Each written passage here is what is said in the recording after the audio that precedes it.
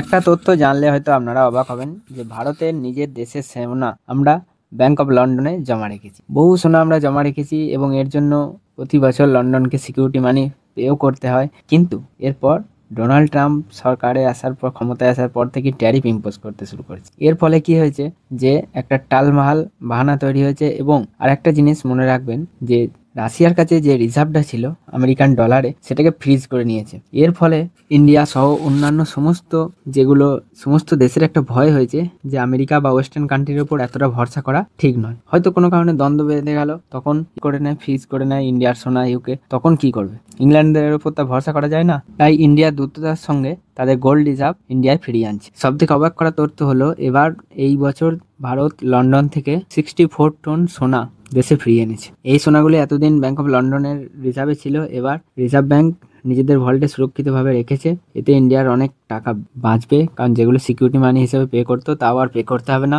আরও অনেক সোনা আছে যেগুলো আস্তে আস্তে ইন্ডিয়া ফেরত আনার চেষ্টা করছে। আবার ইন্ডিয়া আরেকটি জিনিস করছে, সেটা হচ্ছে ওই যে আমি বললাম ডলারের ওপর আমেরিকার কন্ট্রোল থাকে, সেই জন্য ডলারের রিজার্ভ কমিয়ে সোনার রিজার্ভ বাড়াচ্ছে। সেই জন্য বেশি বেশি করে বাজার থেকে সোনা কিনছে এবং ডলার ছাড়ছে। এর ফলে দেখবেন সোনার দামও উত্তরোত্তর বেড়েই চলেছে। আর এই সমস্ত কিছুই হচ্ছে আমেরিকার সব দেশের ওপর ট্যারিফ ইম্পোজ করছে এবং সম্পর্ক খারাপ করছে, এই প্রথম কারণ। আর 2 নম্বর হচ্ছে আগের সরকার মানে জো বাইডেন ওই যে বললাম রাশিয়ার যে রিজার্ভ ছিল সেটা ফ্রিজ করে দিয়েছে সেই জন্য। তো এটা তো যে কোনো দেশের সাথে হতে পারে, সেই জন্যই ভয়ে সব দেশই আস্তে আস্তে ডলার থেকে শিফট করছে গোল্ডের দিকে। এখন ভারতের রিজার্ভে 575 টনেরও বেশি সোনা মজুদ আছে এবং যেটুকু অবশিষ্ট সোনা বিদেশে মানে বেশিরভাগ ক্ষেত্রে ওই ইংল্যান্ডই মজুদ আছে, সেটিও সামনের 2-4 বছরের মধ্যে ফিরিয়ে আনার চেষ্টা চালাবে ইন্ডিয়ান গভর্নমেন্ট। কারণ এর জন্য আমি বললাম না সিকিউরিটি মানি দিতে হয়, এছাড়া আরও প্রবলেম হতে পারে, কখনো সিজ করে নিতে পারে।